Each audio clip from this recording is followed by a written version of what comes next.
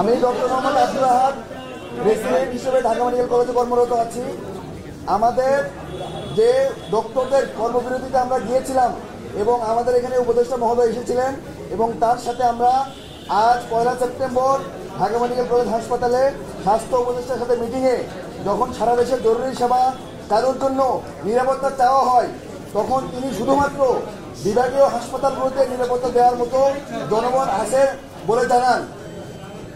তাই বিভাগীয় হাসপাতালগুলোতে 1:1, আমি আবার বলছি, একজন ডক্টর, একজন সিকিউরিটি ফোর্সের সদস্য, সেটা হয়তো বা আর্মি হতে পারে, সেটা হয়তো বা পুলিশ হতে পারে, 1:1 সিকিউরিটি নিশ্চিত করে ঠিক তখনই যেসব হাসপাতালে এই সিকিউরিটি এনশিওর করা হবে শুধুমাত্র ইমার্জেন্সি সেবা চালু থাকবে।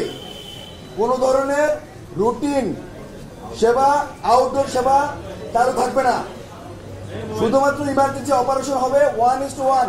যে কয়জন ডক্টর কর্তব্যরত থাকবেন ঠিক সেই কয়জন সিকিউরিটি ফোর্সের সদস্য যদি থাকে, যেই সব হাসপাতালগুলোতে, যেসব মেডিকেল কলেজগুলোতে এই পরিমাণ জনশক্তি আমাদেরকে সিকিউরিটি দিতে পারবে, এই শর্তে আমরা ইমার্জেন্সি সেবা চালু করব। যতক্ষণ পর্যন্ত না এই সিকিউরিটি এনশিওর করা হবে ততক্ষণ পর্যন্ত আমরা ইমার্জেন্সি সেবা চালু করব না। যদি এখনই এনশিওর করা হয়, আমরা এখন থেকেই ইমার্জেন্সি সেবায় ফিরে যাব। এবং এটা শুধুমাত্র আগামী 24 ঘন্টার জন্য।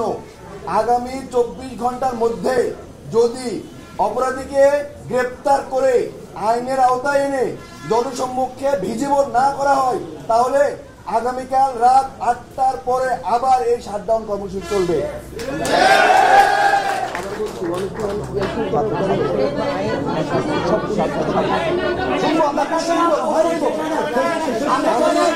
আমি আরো বলতে চাই আগামী 7 দিন পর্যন্ত, আমি আবারও বলছি আগামী 7 দিন পর্যন্ত সারা বাংলাদেশের সকল ধরনের আউটডোর এবং রুটিন সেবা বন্ধ থাকবে।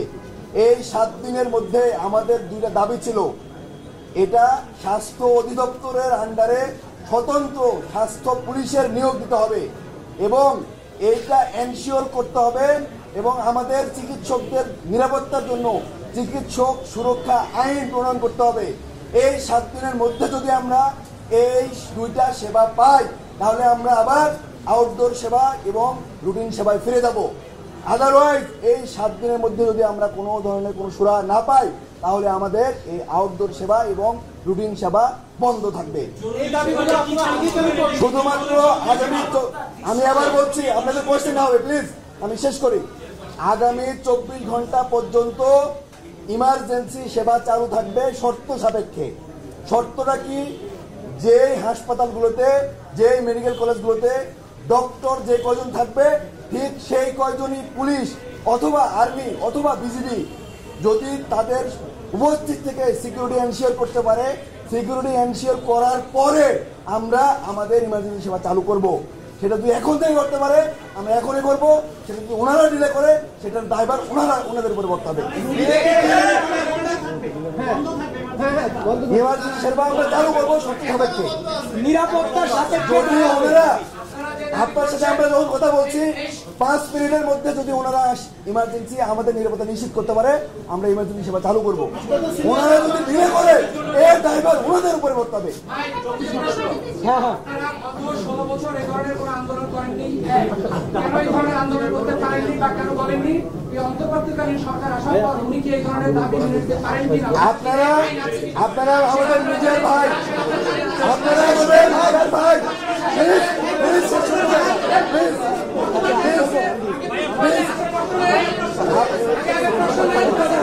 আপনাদের প্রশ্নের উত্তর আমাদের সমন্বয়ে ছাড় দিবেন। প্রশ্নের উত্তর আপনি যে বলেন। আচ্ছা হ্যাঁ, ওনার প্রশ্ন করি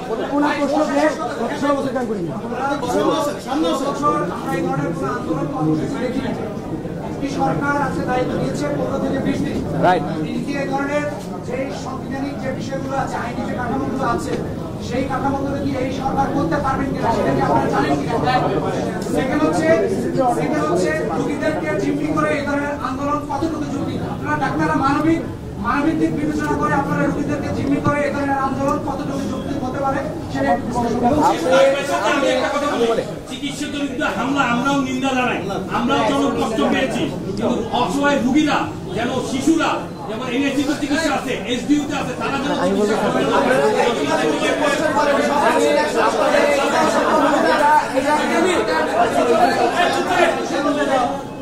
আপনার এই প্রশ্নটা খুবই যৌক্তিক। একজন ডাক্তার হিসাবে সার্বক্ষণিক ইমার্জেন্সি সেবা শুধু হসপিটালে না, সার্বক্ষণিক দেওয়ার জন্য আমরা কমিটেড। ঢাকা মেডিকেলের নিউরোসার্জারি ক্যাজুয়ালিটি ইমার্জেন্সিতে 24 ঘন্টা রোগীদের সার্ভিস দেওয়া হয়, সার্জারি করা হয়। শুধু আজকের না, সারা ইতিহাসের সবসময় এটা হয়েছে। আমরা সর্বক্ষণিক না ঘুমিয়ে রোগীদের সেবা দিয়েছি, নিজে না খেয়ে সেবা দিয়েছি, রক্ত দিয়ে সেবা দিয়েছি। এই রিসেন্টলি যে মব হয়েছে সেখানে কিন্তু আমরা 72 ঘন্টা একটানা শুধু সেবা নয়, টাকা দিয়ে, অর্থ দিয়ে, খাবার দিয়ে, নিজের রক্ত দিয়ে সেবা দিয়েছি। সেই ডাক্তার আমরা এখানে যারা আমরা সবাই আছি, আমরা সেই ডাক্তার। এখনো আমরা সেবা দিতে চাই, কিন্তু আমার কথা শুনেন আপনারা। গতকাল রাতের একটা ইনসিডেন্ট, এটা আসলে ইতিহাস ব্রেক করেছে। বাংলাদেশ নয়, সারা বিশ্বের কোন ইতিহাসে যদি আপনি দেখাইতে পারেন যে কোনো ইমার্জেন্সি ইনজুর্ড একটা পেশেন্ট, সে হসপিটালে ভর্তি, বাইরের থেকে বহিরাগত সন্ত্রাসীরা চাপাতির রামদা নিয়ে ওই রোগীকে মৃত্যু এনশিওর করার জন্য, মার্ডার করার জন্য ভর্তিরত অবস্থায় তাকে মার্ডার করেছে। এইরকম একটা পরিস্থিতি আপনি যদি কোন ইতিহাসে দেখাইতে পারেন, বাংলাদেশে দেখাইতে পারেন, সারা বিশ্বের ইতিহাসে দেখাইতে পারেন, আমাকে বলেন। আগে আপনি বলেন, আগে আপনি বলেন, আপনি বলেন, আগে উত্তর দেন, আগে উত্তর দেন, জবাব দেন।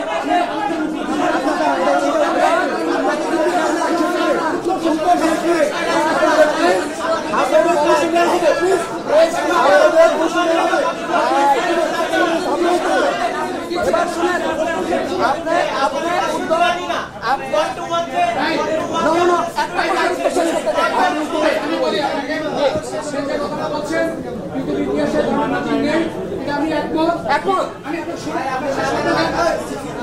আমাকে শেষ করতে দেন, যদি আমাকে শেষ করতে দেন, আমি প্রশ্ন উত্তর দিবেন, আমি আপনার প্রশ্ন উত্তর দিবেন। আমি আপনাকে দুটো প্রশ্ন করেছি। এক হচ্ছে অন্তর্বর্তীকালীন সরকার দায়িত্ব নিয়েছেন 20 দিন বা 15 দিন। এই সরকার যে সাংবিধানিক যে কাঠামো আছে, কাঠামো অনুযায়ী এই আইনটা পুরোদমে করতে পারেন না। আপনারা যে দাবিগুলো করেছেন, এই দাবিটা কতটুকু যৌক্তিক মনে আছে? সেকেন্ড হচ্ছে, আপনারা কি বলেছেন, ডাক্তাররা হচ্ছেন মানবিকভাবে সেবা দিচ্ছেন, ঢাকা মেডিকেল থেকে শুরু করে পুরো বাংলাদেশের সেবা দেওয়া হচ্ছে। আমরা মানবিক মানুষ, এই মানবিক মানুষগুলো যারা রোগী হিসাবে আসছে, তারাও কিন্তু মানবিকতার পাশে দাঁড়ানোর জন্য তারা আপনাদের কাছে আসছে। আপনারা যদি তাদেরকে জিম্মি করে এই ধরনের আন্দোলন করেন, তাহলে এই রোগীদের কোথায়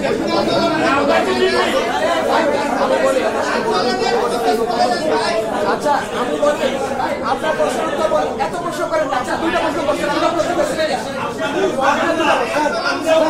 প্রতিবাদ জানাই, আমরা মেডিকেল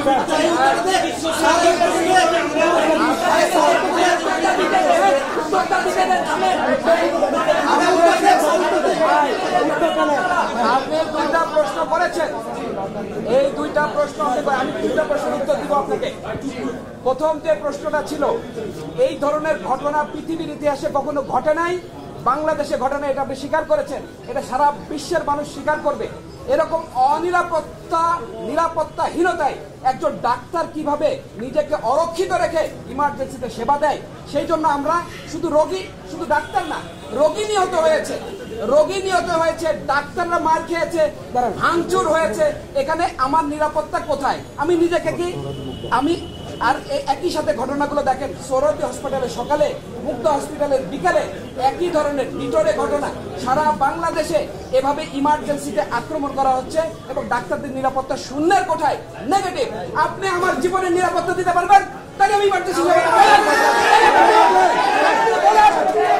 বাংলাদেশের মানুষ বলুক, বাংলাদেশ সরকার বলুক, আমার জীবনের নিরাপত্তা দিবে, আমি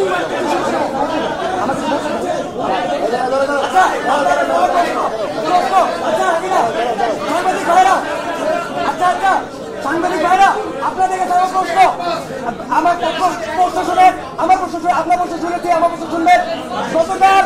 গতকাল ঢাকা মেডিকেল কলেজে কয়টা ঘটনা ঘটেছে? গতকাল ঢাকা মেডিকেল কলেজে কয়টা ঘটনা ঘটেছে? কয়টা? তিনটা। হ্যাঁ, প্রথম ঘটনা বিকাল 4টা থেকে শুরু, বিওবিটির কয়েকজন এসে মারলো, তারপরে 3 ঘন্টা 4 ঘন্টা মিটিং হচ্ছে। আমরা তারপরে 2 দফা দাবি জানিয়েছিলাম, নিরাপত্তা দিলে জনসভা চালু থাকে ছিল সেনাবাহিনী রাত 10টায় আসার কথা, আসতে কখন? রাত 12টায়। রাত 12টায় আসার পরে চাপাতি দিয়ে মারা হয়েছে। কি দিয়ে মারা হয়েছে? চাপাতি, ছবি লাগলে আমি দিব আপনাকে। চাপাতি দিয়ে মারা হয়েছে। তারপরে ইয়মকে মারা হয়েছে।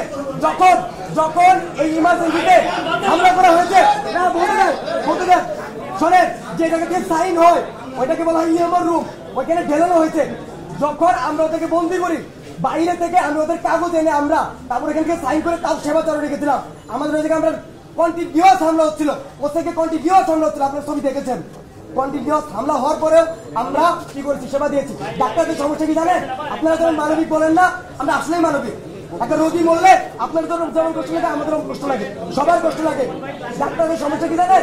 তারা লুকের চিকিৎসা দেয়, এই লুকের চিকিৎসা একটা সমস্যা। আমি দ্বিতীয় প্রশ্নের উত্তরটা দিব। আমরা যে দুইটা দাবি করেছি সেই দুইটা দাবি চিকিৎসকদের এই নিরাপত্তাহীনতার পার্মানেন্ট সলিউশন আপনারা বুঝতে পেরেছেন। নাম্বার 1, স্বাস্থ্য সেক্টরে প্রতিটা হসপিটালে স্পেশাল স্বাস্থ্য পুলিশিং ব্যবস্থা। আপনারা দেখেছেন রেলওয়ে পুলিশ, শিল্প পুলিশ, টুরিস্ট পুলিশ, তাদের স্পেশাল নিরাপত্তা দেওয়ার জন্য আছে। সেই বিধান বাংলাদেশে আছে। সেই বিধান আমাদের স্বাস্থ্য সেক্টরে প্রতিটা হসপিটালগুলোতে কেন হবে না? এতগুলো ক্যাজুয়ালিটি একই দিনে একই রাতে 3টা ক্যাজুয়ালিটি কেন সেটা হবে না? এই জন্য আমরা বলছি 7 দিনের মধ্যে এই বিধান করতে হবে। দ্বিতীয় প্রশ্ন হলো যে এইটা কি এই গভর্নমেন্ট, যেহেতু এই গভর্নমেন্ট ইন্টারিম গভর্নমেন্ট, এটা কোনো আইন পাস করতে পারবে কিনা সেটা আপনাদের সবার জানা আছে যে এখন আমাদের রাষ্ট্রপতি আছে, উনি অর্ডিন্যান্স জারি করে যে কোনো অধ্যাদেশ জারি করতে পারে, কোনো আইন উনি পাস করতে পারে। পরবর্তী গভর্নমেন্ট রেট্রোস্পেক্টিভলি এটাকে কিন্তু পার্লামেন্টে এখনো নাস করতে পারে, এতে কোনো সমস্যা নেই। আপনি দ্বিতীয় প্রশ্নের উত্তর সঠিকভাবে পেয়েছেন কি পান নাই? জি,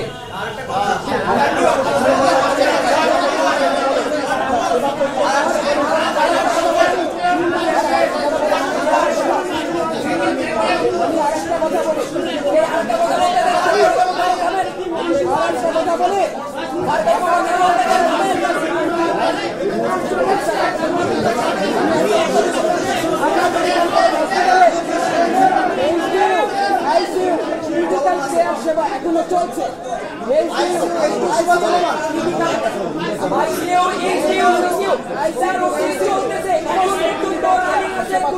কোনো সমস্যা হয় না।